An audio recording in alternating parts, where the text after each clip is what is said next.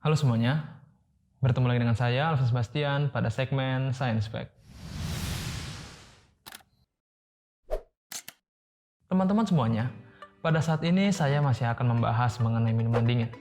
Ada fenomena menarik lain yang bisa kita temukan di balik sebuah minuman dingin, dan itu berkaitan dengan es batu. Benda yang satu ini merupakan benda yang sangat penting ketika kita ingin membuat minuman dingin.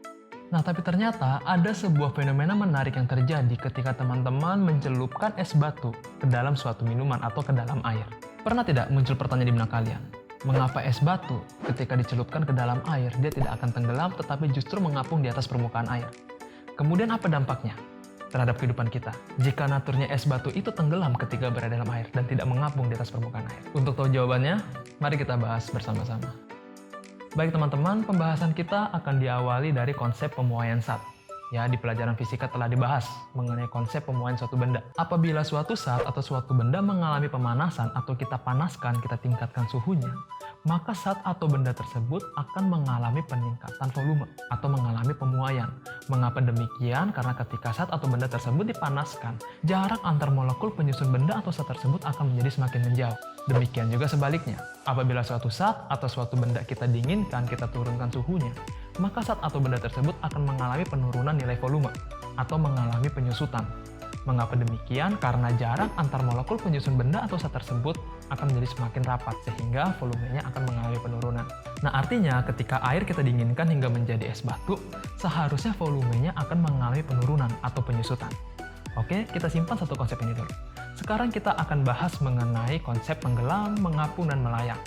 Nah, konsep ini akan dapat kita pahami dengan baik melalui hukum Archimedes. Pada dasarnya, suatu benda akan tenggelam apabila massa jenis dari benda tersebut lebih besar dibandingkan massa jenis zat cairnya. Sedangkan apabila massa jenis benda sama dengan massa jenis zat cairnya, maka benda tersebut tidak akan tenggelam, tetapi dia akan melayang di dalam zat cairnya.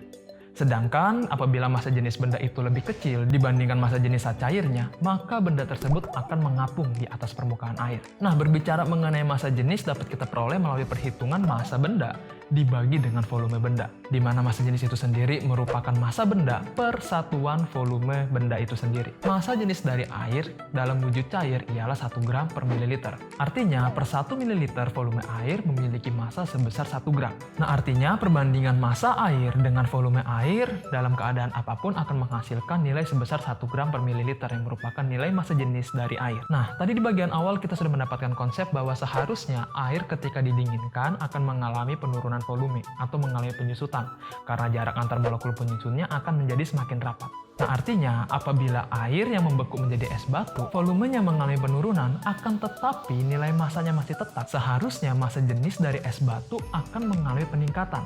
Dan seharusnya apabila kita menuang es batu ke dalam air, es batu tersebut akan tenggelam dan bukan mengapung. Mengapa demikian? Karena seharusnya massa jenis es batu lebih besar daripada massa jenis air. Nah, akan tetapi kenyataan yang terjadi adalah sebaliknya. Es batu bukannya tenggelam, tetapi mengapung di atas permukaan air. Nah, mengapa hal ini bisa terjadi? Mari kita bahas bersama-sama kembali. Nah, pada dasarnya apabila es batu mengapung di atas permukaan air, artinya massa jenis es batu itu lebih kecil daripada massa jenis air. Penurunan nilai massa jenis air yang membeku menjadi es batu diakibatkan dari peningkatan volume yang terjadi pada air yang membeku menjadi es batu. Ya, dengan nilai massa yang tetap, namun terjadi peningkatan volume, maka otomatis hasil perhitungan massa jenis di mana massa dibagi volume akan menghasilkan nilai massa jenis yang lebih kecil.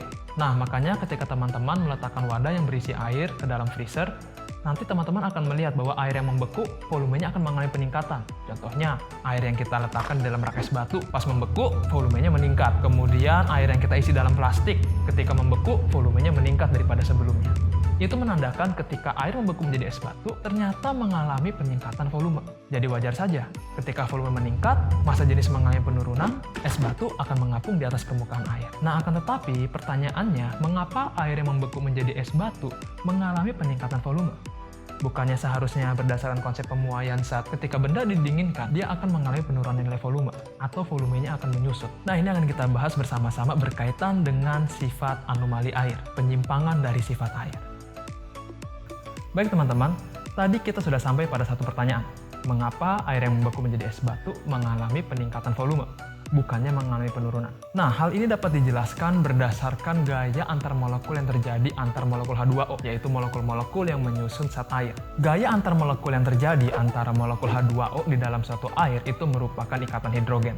Nah, ikatan hidrogen itu sendiri merupakan gaya antar molekul yang terdapat di suatu senyawa yang melibatkan atom hidrogen dengan atom yang memiliki nilai keelektronegatifan yang lebih tinggi seperti oksigen, fluorin, maupun nitrogen. Nah, di dalam molekul H2O terdapat dua atom hidrogen dengan satu atom oksigen yang berikatan secara kovalen. Dua atom hidrogen merupakan kutub positif, sedangkan satu atom oksigen merupakan kutub negatif. Pengutupan yang terjadi dalam molekul H2O disebabkan oleh pasangan elektron yang berikatan antara atom oksigen dengan atom hidrogen mengalami pergeseran ke atom yang memiliki nilai keelektronegatifan yang lebih tinggi. Karena oksigen memiliki nilai elektronegatif yang lebih tinggi, maka akibatnya pasangan elektron yang terdapat di antara atom hidrogen dengan atom oksigen cenderung bergeser ke arah atom oksigen, sehingga terjadilah pengutupan ini. Nah, dalam wujud cair, molekul-molekul H2O yang terdapat di dalam air tersusun secara acak. Kemudian ketika suhu diturunkan atau ketika air didinginkan, maka molekul-molekul H2O penyusun air akan menjadi semakin merapat. Akan tetapi, kondisi yang sedemikian rupa hanya terjadi ketika air didinginkan hingga mencapai suhunya 4 derajat Celcius. Di bawah suhu 4 derajat Celcius, jarak antar molekul H2O penyusun air akan menjadi semakin rapat. Hal ini mengakibatkan gaya tarik-menarik atom hidrogen yang merupakan kutub positif dalam molekul H2O dengan atom oksigen pada molekul H2O yang lain yang merupakan kutub negatif, gaya tarik-menariknya akan menjadi semakin kuat. Nah, hal ini mengakibatkan molekul H2O yang awalnya tersusun secara acak akan mengalami penataan ulang membentuk struktur kristal. Nah, pada saat struktur kristal terbentuk, ternyata volumenya menjadi lebih besar daripada volume dalam keadaan sebelumnya, atau pada saat air dalam wujud zat cair. Nah, karena volume air yang membeku menjadi lebih besar, akibatnya massa jenis air yang membeku menjadi es batu, nilainya akan menjadi lebih kecil. Karena dengan nilai massa yang tetap, volumenya mengalami peningkatan, maka otomatis massa jenisnya, atau hasil perhitungan dari massa per volume, akan menghasilkan nilai yang lebih kecil daripada massa jenis sebelumnya, atau massa jenis pada saat air dalam wujud zat cair. Dengan demikian, apabila massa jenis air yang menjadi es batu menjadi lebih kecil dibandingkan massa jenis air itu sendiri, otomatis ketika kita menuangkan es batu ke dalam air, es batu tersebut tidak akan tenggelam, tetapi akan mengapung di atas permukaan air. Ya, jadi itulah jawabannya mengapa ketika air membeku menjadi es batu, dia bukannya tenggelam di dalam air, tetapi justru mengapung di atas permukaan air. Nah teman-teman, seharusnya kita bersyukur atas keteraturan yang telah dirancang Tuhan melalui sifat anomali air ini. Coba teman-teman bayangkan, apabila air yang membeku menjadi es batu itu bukannya mengapung di atas permukaan air, tetapi tenggelam ketika berada dalam air. Ketika musim dingin tiba, di daerah perairan seperti danau, sungai, dan lain sebagainya, air yang membeku akan tenggelam ke dalam. Dan air yang membeku tersebut tentu dapat mengganggu kehidupan di dalam air. Namun sebaliknya, ketika air yang membeku menjadi es batu itu mengapung di atas permukaan air, lapisan es yang terbentuk ini akan menjaga air yang berada di bawah lapisan es agar tidak membeku.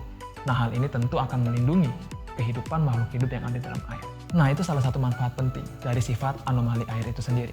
Ketika air yang membeku bukannya tenggelam, tetapi mengapung di atas permukaan air. Baik teman-teman, demikian informasi yang dapat saya bagikan pada saat ini. Kiranya apa yang saya bagikan boleh bermanfaat bagi kita semua. Sekian dari saya, Alvin Sebastian. The more you learn, the more you know, the more you grow. Thank you.